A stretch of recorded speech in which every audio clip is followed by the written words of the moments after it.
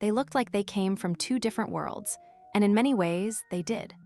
Before the flashing cameras and magazine covers, before the whirlwind of Hollywood made them a household name, Lee Majors and Farrah Fawcett were just two people chasing dreams. But those dreams had very different beginnings, and the contrast between their lives would shape everything that came next. Lee Majors wasn't even born with the name the world would know him by. On April 23, 1939, in Wyandotte, Michigan, Harvey Lee Yeary entered the world under circumstances already marked by loss. By the time he was 2, both of his parents had died in separate tragedies. He was taken in by relatives in the small town of Middlesboro, Kentucky, a quiet place where life moved slowly, people kept to themselves, and hardship was something you learned to endure without complaint. From the start, Lee was the strong, silent type, not because he wanted to be, but because life demanded it. He learned early that feelings didn't put food on the table, and talking about pain didn't make it hurt any less. That quiet resilience would stay with him for decades, long after the boy from Kentucky became a face on millions of television screens. As a teenager, Lee's ambitions weren't about fame or fortune. They were about the game, football. His athleticism earned him a scholarship to Indiana University and later a transfer to Eastern Kentucky University, where the NFL dream seemed just within reach.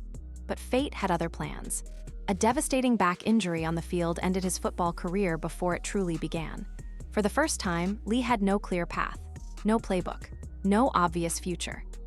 It was around then that acting, a career he had never seriously considered, began to creep into his life.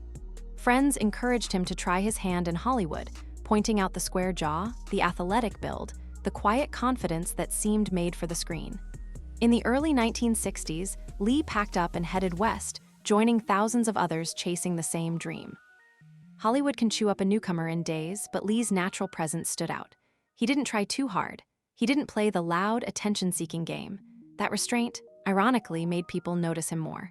Small roles came first, then in 1965, a breakthrough, the part of Heath Barkley on The Big Valley.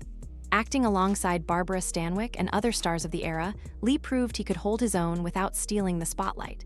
He had something more subtle, credibility. By the end of the decade, he was a rising star, the kind of actor producers trusted to deliver, the kind of man fans saw as steady, dependable, and real. Farrah Fawcett's story began far from Kentucky, in the sun-drenched coastal city of Corpus Christi, Texas.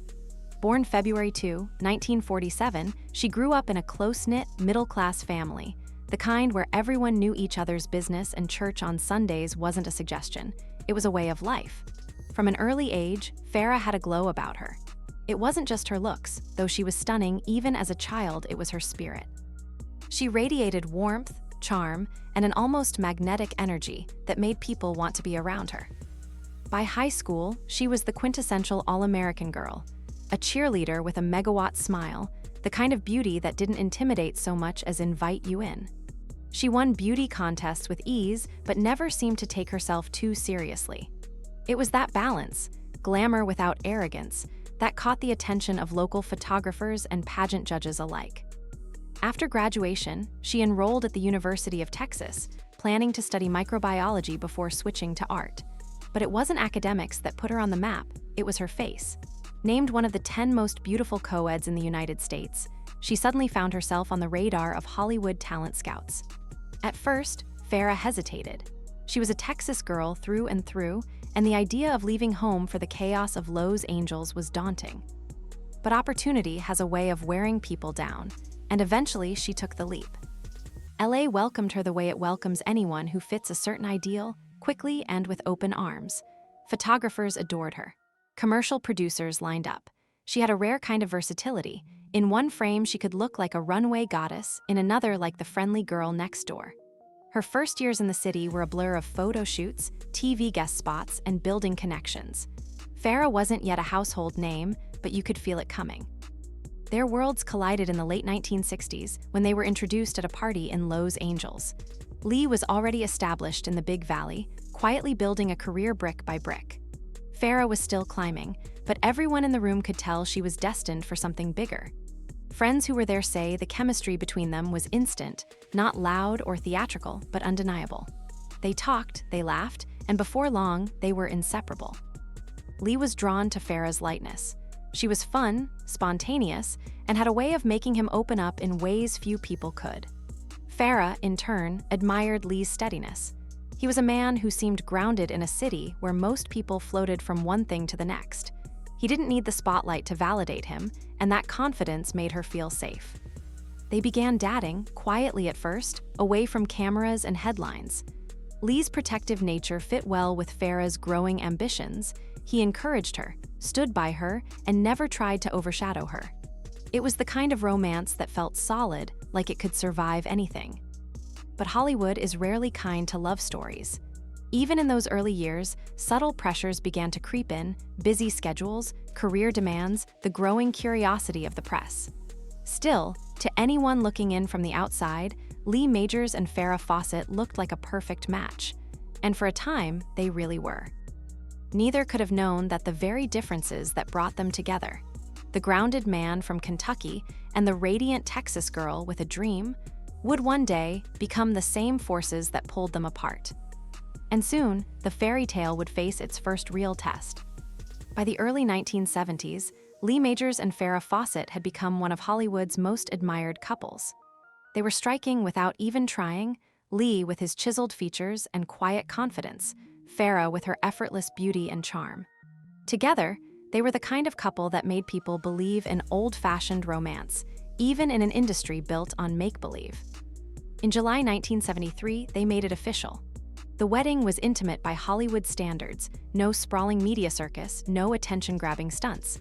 They kept it about them, not the cameras. Still, news of their marriage spread fast.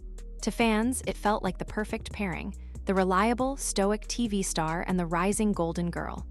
Even the press framed it like a fairy tale, proof that love could bloom under the relentless glare of fame. That same year, Lee's career shifted into overdrive. He landed the role of Colonel Steve Austin in The $6 Million Man, a show that would catapult him from recognizable face to household name. The premise was irresistible for its time: a man rebuilt with advanced technology, stronger, faster, and more capable than ever before. The role fit Lee perfectly. He brought a quiet strength to the character that made audiences believe every move, every line. Almost overnight, he was everywhere. Action figures, lunchboxes, magazine covers, Lee Majors wasn't just a TV star anymore, he was a pop culture icon. But success in Hollywood comes with a price, and for Lee, the cost was time. The filming schedule for The $6 Million Man was grueling. Long hours on set, back-to-back shoots, and weeks spent away from home were now part of the job. Farrah, meanwhile, was steadily climbing in her own lane. Commercial work kept her in the public eye, her smile selling everything from shampoo to beauty products, and she began landing more TV appearances. Her confidence in front of the camera was growing, and so was her ambition. She wasn't content to be just a model or a commercial actress. She wanted substantial roles that could prove she was more than just a pretty face. For a while, their relationship seemed to balance out. Lee admired Farrah's drive, and Farrah appreciated Lee's unwavering support. But as their individual careers demanded more of them, the hours they spent together began to shrink. Hollywood romances often fall victim to distance, but for Lee and Farrah, it wasn't just physical, it was emotional. They were living in the same city, sometimes even under the same roof, yet their worlds were beginning to operate on completely separate schedules. When Lee was home, Farrah was often out at auditions, photo shoots, or industry events. When Farrah was home, Lee might be on location filming an intense action sequence. At first, they made excuses for the gaps. It's just a busy month, or things will slow down soon. But the truth was, this was the new normal. Even their dinners together, once a place to reconnect, became rare. Lee, shaped by the stability and loyalty of small-town values, believed marriage was something you protected no matter what. He tried to adapt to the changes, to find ways to keep their connection alive. At one point, he reportedly asked if Farrah's filming schedule could be adjusted so they could share dinner a few times a week. It wasn't a grand demand, just a small attempt to reclaim a sliver of their personal life.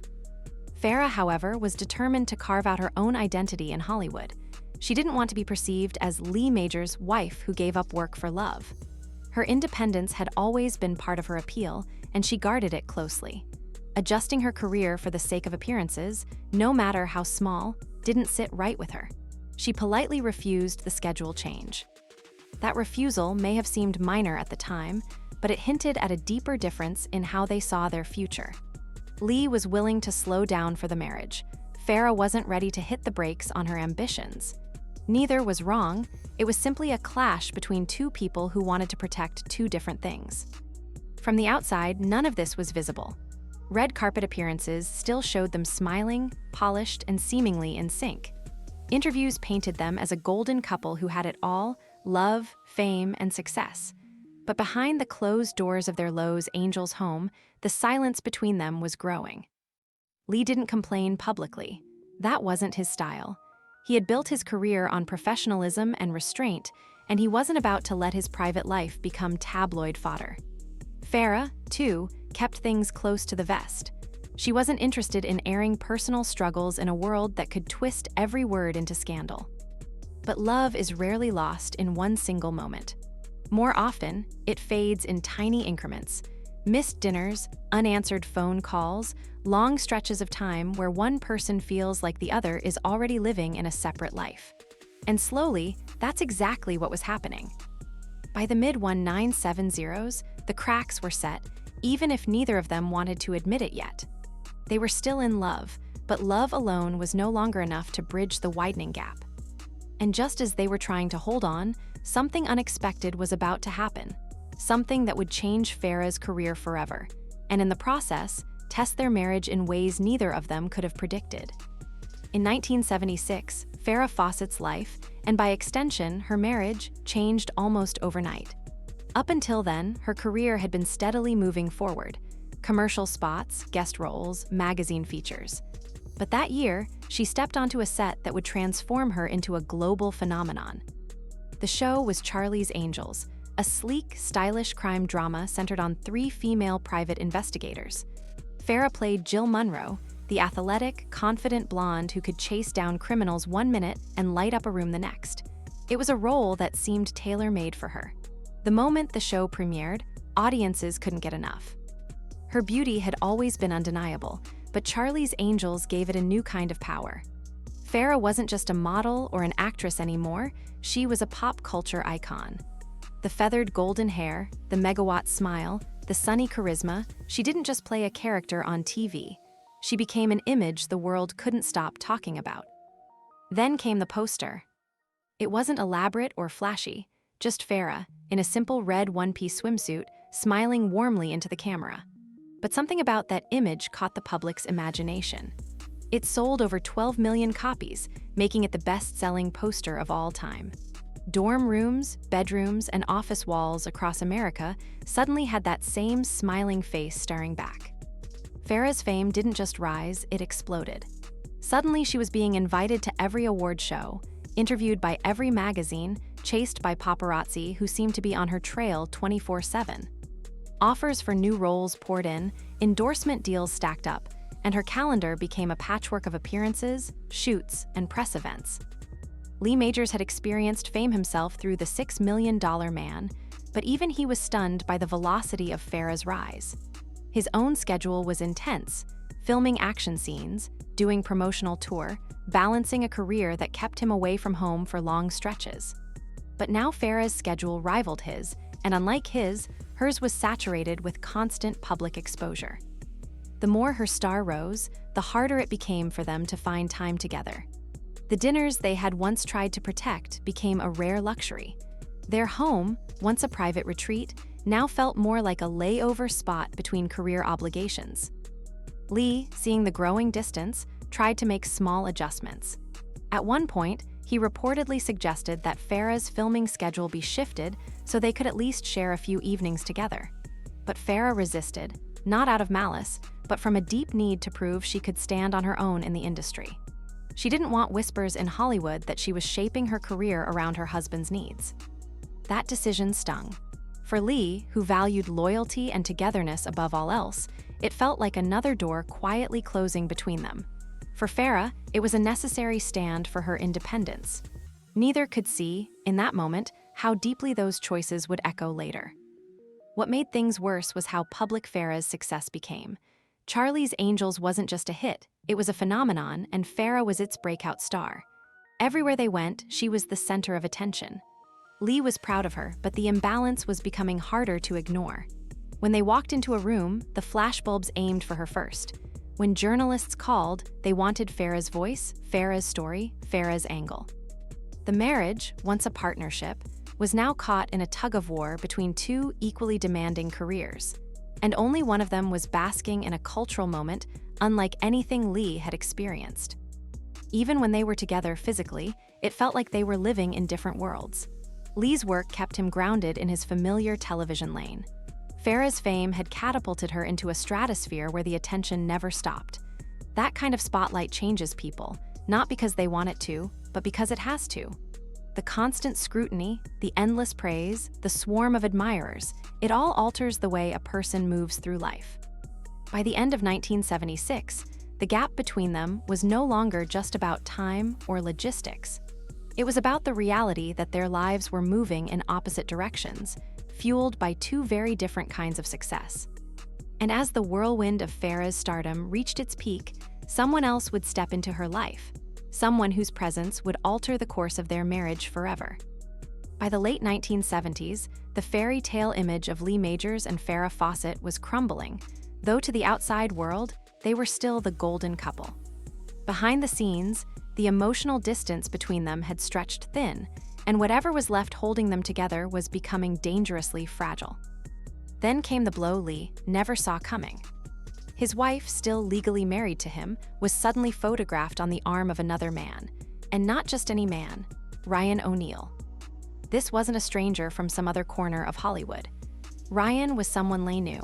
In fact, the two men had been friends, moving in the same social circles, attending the same events. There had been a mutual respect between them, two leading men from the same era who understood the pressures and rewards of life in the spotlight.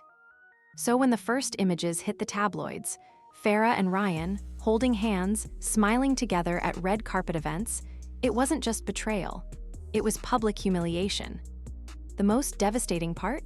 Lee didn't hear it from Farrah. He didn't hear it from a friend. He found out the same way the rest of the world did, on the pages of magazines and in headlines splashed across entertainment shows. One day, she was still his wife on paper. The next, the world was talking about her as if she were half of Hollywood's newest power couple. The timeline was murky. Officially, Lee and Farrah were separated, but still married. Their divorce wouldn't be finalized until 1982. That meant everything the public saw, every cozy photograph, every public outing, happened while they were still bound to each other by law. Friends close to Lee said he was blindsided. Yes, he knew their marriage was in trouble. Yes, he knew the distance had grown unbearable, but some part of him still believed they might find their way back to each other. He'd stayed loyal even as their emotional connection frayed. He'd asked for time together. He tried to hold on, and now it felt like that loyalty had been met with a very public goodbye. Rumors swirled that Farrah's relationship with Ryan had begun earlier than the world knew, that the spark might have been lit while she and Lee were still trying, in some fragile way, to save their marriage. Whether or not that was true didn't matter to Lee anymore. The damage was done.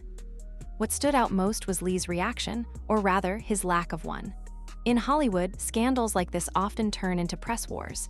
Accusations fly, carefully worded statements are released, and interviews become battlegrounds. But Lee Majors did none of that. No bitter words. No interviews to defend his image. No public shots fired in anger. He went silent. For Lee, silence was more than a refusal to engage, it was self-preservation. The heartbreak was deep, but the humiliation of having it dissected by strangers would have been deeper. He declined events where he might see Farrah. He turned down interview requests that wanted to dig into his personal life. He didn't correct the tabloids, even when they painted him as the forgotten man in her new love story. Over time, that silence became its own kind of statement. It told the world that he wouldn't compete for headlines, wouldn't reduce his marriage to gossip fodder. But for those who knew him best, it also spoke to how wounded he truly was. The man who had once loved Farrah completely now carried that love like a scar, something he didn't want touched, especially not by the public. Farrah, on the other hand, leaned into her relationship with Ryan O'Neal. The press followed their romance relentlessly, capturing the highs, the lows, and every argument or reconciliation in between. They were volatile, passionate, and anything but private. Lee remained in the background, a shadow in the story that had once been his own. To many observers, it looked like he'd simply moved on, but friends said otherwise. He dated, yes, but never let anyone close enough to risk that kind of hurt again. Something in him had closed off. The golden couple was gone. In its place was a quiet man carrying the weight of a heartbreak he refused to put on display, and a woman who had stepped into a new chapter, one the world was eager to watch unfold. And yet, despite the silence, their story wasn't finished. Years later, the possibility of an unexpected reunion would almost bring them face to face again. Almost. When Lee Majors and Farrah Fawcett's divorce was finalized in 1982, it marked the legal end of their marriage, but not the emotional end of their story. In truth, that part never had a clean ending. What remained was an uneasy mix of distance, unresolved feelings, and a love that had been both extraordinary and deeply painful. After the split, Lee didn't rush back into marriage. In fact, he stayed single for nearly 2 decades. He continued working, landing his next major role in The Fall Guy from 1981 to 1986, a show that kept him firmly in the public eye. But those close to him noticed something had shifted. He was still charming, still professional, still the reliable presence people had always admired, but the warmth, the openness that once came so naturally, seemed guarded. Friends believed the heartbreak with Farrah had changed him permanently. He dated other women, but nothing stuck. It was as if he'd decided, consciously or not, that no one would get close enough to wound him like that again. Farrah, on the other hand, stayed in the spotlight. Her relationship with Ryan O'Neal became one of Hollywood's most talked-about roller coasters, filled with breakups, reconciliations, and public drama. She fought hard to be seen as more than the blonde bombshell from Charlie's Angels, taking on serious roles in television movies and stage productions. At times, critics praised her depth and vulnerability on screen, but she could never fully escape the image the 1970s had stamped on her. For years, Lee and Farrah had no contact. It wasn't bitterness so much as self-protection on Lee's part. He had made the decision to keep her, and that part of his life, at arm's length. Then, in the early 2000s, an unexpected opportunity arose. A mutual friend suggested they meet privately. No cameras, no press, just the two of them talking after so many years apart. Farrah reportedly was open to the idea. Enough time had passed for her to look back on their marriage with a certain softness. She had loved him once, and she seemed willing to at least reconnect, if only to close an unfinished chapter. Lee listened to the proposal. He admitted to those close to him that he missed the person she used to be, the young woman he'd fallen for before fame and life in the spotlight changed everything. For a moment, it seemed like they might actually sit down together. But in the end, Lee declined. Not out of anger, not because he no longer cared, simply because too much had happened, and reopening that door meant reopening old wounds he'd worked so hard to keep shut. The silence that had defined his response to their breakup would define this moment too. In 2006, the news broke that Farrah had been diagnosed with a rare, aggressive form of cancer. The public followed her battle closely, and Farrah chose to document her fight in raw, unflinching detail through video diaries. It was a brave decision that showed a side of her the public had never fully seen before. Lee never visited her. He didn't issue a public statement about her illness. To outsiders, it might have looked cold, but those who knew him understood. This was Lee protecting himself the only way he knew how. Sources close to him said he followed her condition quietly, feeling the weight of it in private. He grieved for her long before she was gone. On June 25, 2009, Farrah Fawcett passed away at the age of 62. Her death shook the entertainment world. Tributes poured in from fans, friends, and colleagues. The media replayed her most iconic moments, revisited her career, and celebrated her as both an icon and a fighter. And then, after decades of silence, Lee Majors finally spoke. His statement was short, just one sentence. "She was an angel on earth, and now an angel forever." That was all. No long interview. No elaborate memorial speech. Just a simple, heartfelt line that carried the weight of everything he had never said. Lee did not attend her funeral. For some, that was proof of emotional distance. For others, it was the final act of self-preservation from a man who had spent years shielding himself from the pain of their history. Going would have meant stepping back into a world he had walked away from long ago, a world that still carried too many ghosts. Those closest to Lee say he never stopped caring for Farrah, even after everything, but the way he cared had changed. It was quiet, distant, invisible to everyone except those who knew him best. His final words about her made one thing clear. The silence had never been about indifference. It had always been about love, love that had once been all-consuming, and that, in its loss, had left a mark too deep to be put on display. Some love stories end with closure. Others remain open-ended, suspended in the space between what was and what could have been. For Lee Majors and Farrah Fawcett, theirs was the latter, unfinished, unresolved, and unforgettable.